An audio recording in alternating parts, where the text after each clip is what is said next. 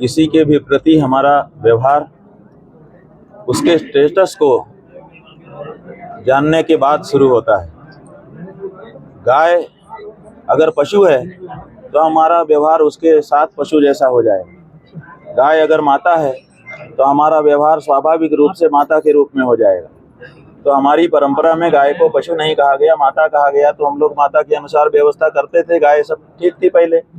जब से पशु कहा गया तब से गाय के प्रति पशु जैसा व्यवहार होने लगा, और यही इस अनर्थ का मूल है।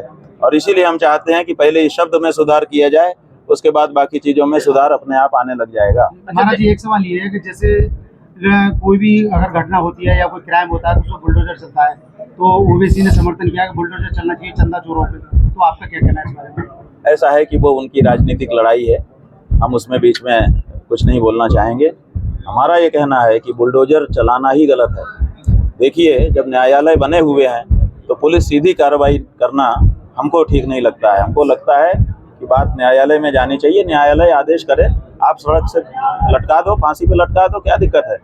लेकिन बिना विचार किए पुलिस को ही ये अधिकार दे दिया जाए कि तुम बुलडोजर लेके धमक जाओ, ये कभी कभी अन्याय होता है। अच्छा, दूसरे अपराध एक ने किया, घर उसका टूट रहा है, उस घर में अकेला तो नहीं रहता ना, और भी उसके परिवारीजन रहते हैं। उन्होंने क्या अपराध किया कि उनको आप बिना घर का कर दे रहे हैं। तो ये बुलडोजर जो है ये अन्याय का प्रतीक है, इसलिए हम इस बुलडोजर का ही विरोध करते हैं। किसी के ऊपर नहीं चलना चाहिए इस तरह का बुलडोजर। राम मंदिर निर्माण से लेकर लगातार आप संपर्क में रहे हैं, मुख्यमंत्री योगी से भी गौरक्षा के बारे में बात हुई, पहले भी आपकी हो चुकी है। क्या कारण रहा जो गौ को अभी तक पशु मान रहे हैं वो लगातार और राष्ट्रमाता नहीं कर पाए? बात यह है कि उन्होंने तो हमको बताया नहीं। हम लोगों ने तो उन लोगों से, जो लोग भी आए, पूछा कि भाई क्या कारण है, कोई बाधा हो तो बताओ, हम लोग उसको सहयोग करें हटाने में। लेकिन उन्होंने बताया नहीं। लेकिन विशेषज्ञों ने और जनता ने अनुमान करके बताया है कि स्लॉटर हाउसेस से जो बड़ा बड़ा चंदा मिल रहा है, नीचे से ऊपर तक के नेताओं को नियमित रूप से मिलता है, इसीलिए वो ये चंदा बंद करना नहीं चाहते हैं। इसीलिए गाय के बारे में जो चल रहा है वही चलाते रहना चाहते हैं। अभी इतना बड़ा मामला हुआ है अयोध्या में, धान चोरी को लेकर बहुत बड़ा मामला है, क्या कहेंगे इसमें? और इसमें क्या कहना है, पूरी देखिए, जो बाजी सजाई जाती है वैसे ही तो आगे बढ़ती है। तो आप बताइए कि जब मंदिर बनाने का ट्रस्ट बन रहा था तो उसमें चंपत राय, उसमें अमुक क्यों लाए गए? इन लोगों को कौन सा मंदिर बनाने का अनुभव था? इन लोगों को कौन सा मंदिर चलाने का अनुभव था? इन लोगों को केवल ये विश्वस्त लोग थे। तो अपने विश्वस्त लोगों को कोई क्यों सेट करता है? इसीलिए ना कि हम जिस समय जो चाहेंगे धीरे से कर लेंगे। तो जब ट्रस्ट की प्रकृति ही विश्वस्त लोगों के आधार पर खड़ी की गई, तभी हम लोगों को पता चल गया कि यहाँ पे मनमानापन होने वाला है। वो आज हो रहा है, धीरे धीरे पाप निकल करके आ रहा है। अच्छा गुरुजी, चंपत राय को बचाया जा रहा है ऐसे, और टुन्नू यादव को उसमें बताया जा रहा है कि उन्होंने ही चोरी की है, उनका उनसे कोई लेना देना नहीं है चंपत राय जी का। और ना गौरव गोपाल राय जी हैं, अनिल मिश्रा जी, इनका उसमें कोई रोल नहीं है। अब बात यह है कि सारा रोल वो जो बेचारे नोट को सीधा करते थे, सीधा करके उसको दही लगाते थे, उसमें रबर बैंड लगा के गड्डी बनाते थे, सारा दोष तो उन्हीं लोगों का है। जब कहीं पे बड़ी घटना होती है तो जो झाड़ू पोछा लगाने वाले हैं, सारा दोष तो उन्हीं का होता है, माना हुआ है। बताइए, उनके ऊपर दोष लगा करके आप जो असली दोषी हैं, देखिए वो जिम्मेदार पद नहीं है।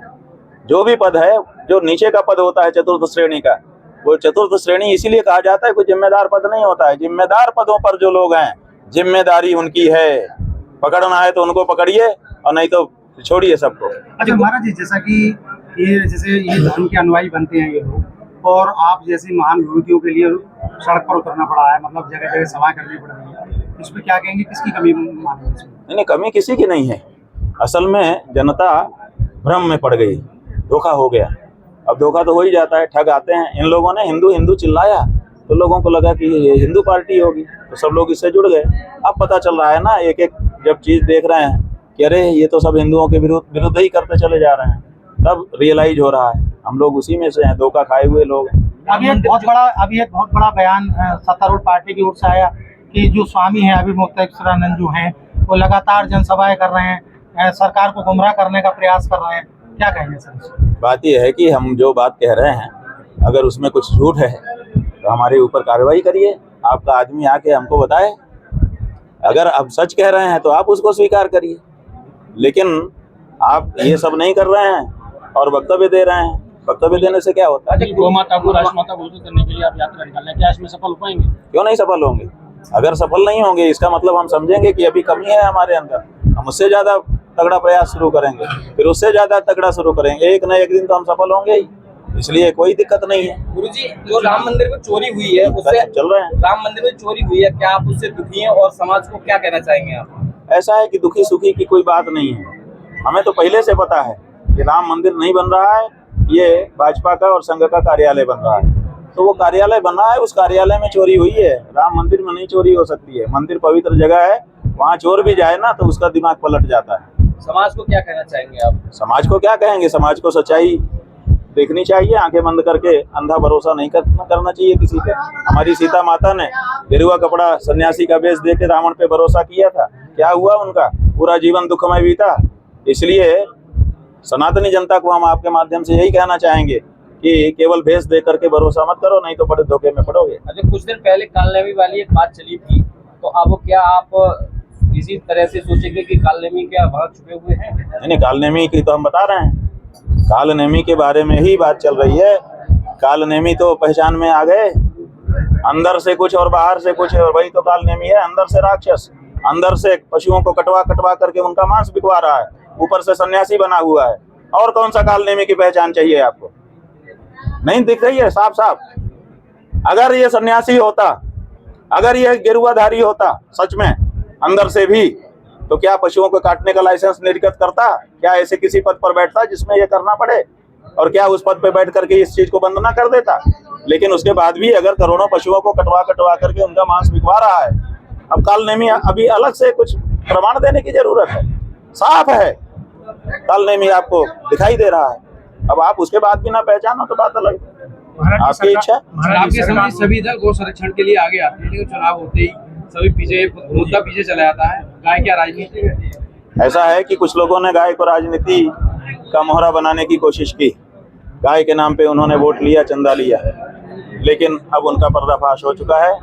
अब इस मामले में एक बार धोखा खा सकता है कोई, बार बार थोड़े।